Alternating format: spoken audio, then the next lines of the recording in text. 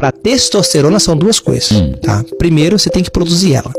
E a produção vem de gordura boa. O óleo de coco, o abacate, o colesterol que faz isso. É um hormônio, a testosterona. Agora eu posso ter ela, mas não tá usando. Porque ela pode... A testosterona, ela fica dentro de um carro. Entendeu? Então eu tenho a testosterona. Tá boa.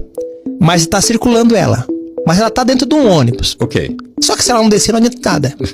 Tá no ônibus, andando. Tá.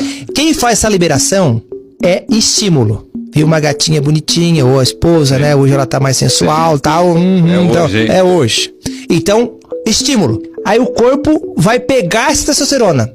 Só que ele só faz isso com 3 minerais: boro, magnésio e zinco. Olha o magnésio novo aqui. Ele vai lá e tira a testosterona, joga pra corrente sanguínea e o cara fica mais namorador.